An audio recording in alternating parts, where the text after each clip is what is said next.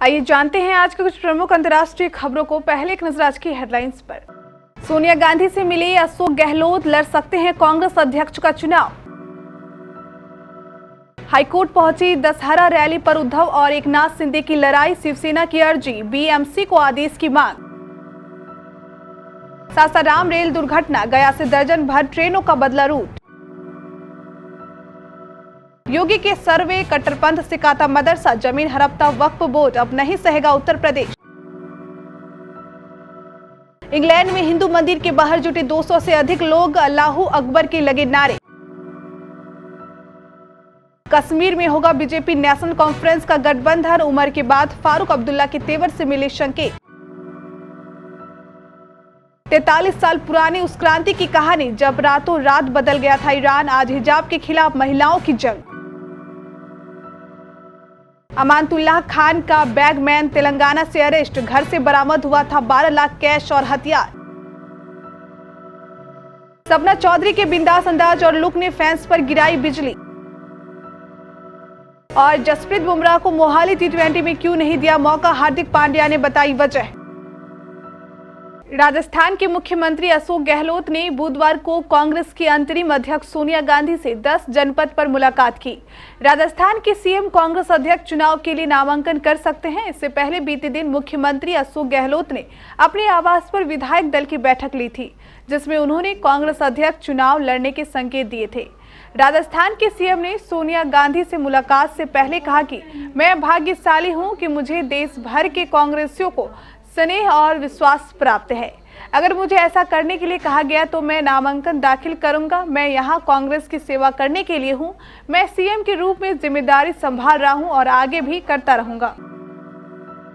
उद्धव ठाकरे के नेतृत्व वाली शिवसेना ने शिवाजी पार्क पर रैली की मांग को लेकर अब हाईकोर्ट का रुख कर लिया है। अदालत में अर्जी दाखिल करके शिवसेना ने मांग की है कि वह बीएमसी को आदेश दे कि उसके 22 और 26 अगस्त के आवेदनों पर जल्दी फैसला ले। पार्टी का कहना है कि वह 5 अक्टूबर को दादर में स्थित शिवाजी पार्क में रैली करना चाहती है और उससे पहले फैसला हो जाना चाहिए ताकि तैयारी में आसानी रहे।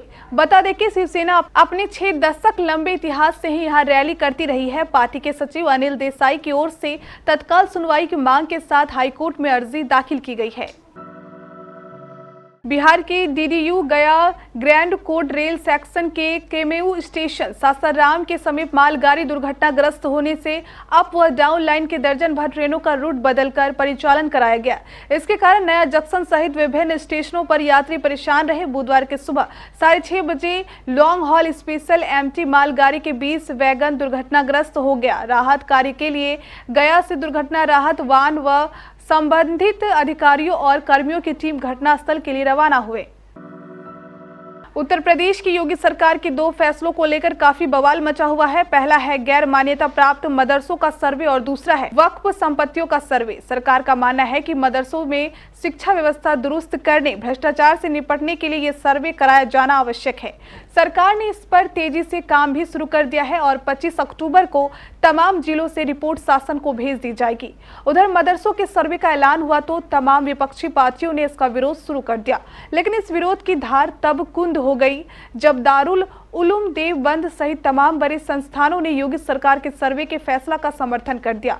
अभी यह मामला ठंडा हो ही रहा था कि योगी सरकार के एक अन्य फैसले पर अब पार्टियों ने निशाना साधना शुरू कर दिया है। दरअसल सरकार ने प्रदेश में बंजर, ऊसर आदि सार्वजनिक संपत्तियों को वक्फ के तौर पर दर्ज करने के 1989 के शासनादेश को रद्द कर दिया है। सरकार ने इसी के साथ यूपी में वक्फ की संपत्तियों का सर्वे शुरू कर दिया है। ये सर्वे भी 8 अक्टूबर तक पूरा हो जाएगा।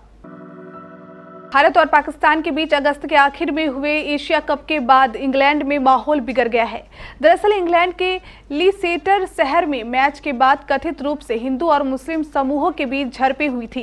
इस दौरान शहर के कुछ इलाकों में उपद्रव देखने को मिला था। इस बीच दावा किया गया है कि मंगलवार को सेंट में 200 से अधिक लोग एक हिंदू मंदिर के बाहर प्रदर्शन के लिए जुटे थे। इस दौरान उन्होंने मंदिर परिसर के अंदर घुसने की कोशिश भी की, लेकिन पुलिस ने उन पर काबू पा लिया। जम्मू कश्मीर में इस साल के अंत या फिर अगले साल विधानसभा चुनाव होने वाले हैं। चुनाव आयोग ने हालांकि अभी तक तारीखों का ऐलान नहीं किया है, लेकिन घाटी की सियासत में कुछ बदलाव के संकेत मिलने लगे हैं। जम्मू कश्मीर के पूर्व मुख्यमंत्री फारूक अब्दुल्ला के नेतृत्व वाली नेशनल कॉन्फ्रेंस और भारतीय जनता पार्टी के तेवर एक दूसरे के लिए बदले हुए दिख रहे हैं। हाल ही में उमर अब्दुल्ला और जम्मू कश्मीर बीजेपी के अध्यक्ष रविंदर रैना ने एक दूसरे की खुलकर तारीफ की थी। अब उनके पिता ने नरेंद्र मोदी सरकार को लेकर जम्मू और कश्मीर पीपल्स डेमोक्रेटिक पार्टी की मुखिया महबूबा मुफ्ती से अलग अपनी राय व्यक्त की है।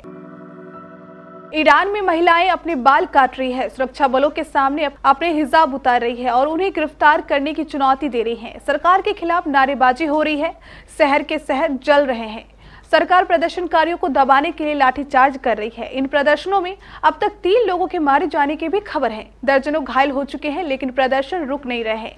इन प्रदर्शनों की वजह से 22 साल की महसा अमीनी अब इस दुनिया में नहीं है। 16 सितंबर को उनकी मौत हो गई। आम आदमी पार्टी के विधायक अमानुतुल्लाह खान के करीबी बैकमैन केशर आलम सिद्दीकी को तेलंगाना से दिल्ली पुलिस ने गिरफ्तार कर लिया है। केशर के घर से ही एसीबी को 12 लाख कैश और बिना लाइसेंस वाला हथियार बरामद हुआ था। दिल्ली पुलिस उसे तेलंगाना से लेकर आ रही है और फिर सवाल जवाब का सिलसिला शुरू होगा। अमानतुल्लाह खान पर दिल्ली वक्फ बोर्ड के विभिन्न पदों पर मनमानी और अवैध नियुक्तियां करने का आरोप है। ये मामला साल 2016 से चलता आ रहा है और सीबीआई ने इसकी जांच भी की है। अब उसी मामले में फिर आप विधायक की गिरफ्तारी हुई है। उनके करीबी हामिद को भी गिरफ्तार किया जा चुका है और उसके घर से भी बड़ी मात्रा में कैश बरामद हुआ था। सपना चौधरी अपने कमर तोड़ डांस और एक्सप्रेशन के लिए हमेशा ही चर्चा में बनी रहती है। उनके डांस वीडियो का लोगों को बेसब्री से इंतजार रहता है। ऐसे में सपना के नए डांस वीडियो ने तो फैंस के दिल की धड़कन को बढ़ा ही दिया है। आप देख सकते हैं कि किस तरह येलो लहंगे में सपना चौधरी बड़े ही तीखे अंदाज से बनने की शिकायत कर रही है। ये अक्सर अपने डांस और अदाओं से फैंस पर बिजली गिराती रहती है। उनका ये डांस यूजर्स को काफी पसंद आ रहा है। टीम इंडिया को मोहाली में खेले गए सीरीज के पहले T20 मैच में ऑस्ट्रेलिया ने मंगलवार को 4 विकेट से हरा दिया। इस मुकाबले में स्टार पेसर जसप्रीत बुमराह को टीम इंडिया की प्लेइंग 11 में मौका नहीं दिया गया। वह चोट के बाद क्रिकेट के मैदान पर वापसी कर रहे हैं। भारतीय ऑलराउंडर हार्दिक पांड्या ने इस मैच के बाद बुमराह के बारे में भी बात की है। उन्होंने कहा कि इस तेज गेंदबाज को चोट से उबरकर वापसी के लिए टीम पर्याप्त समय देगी।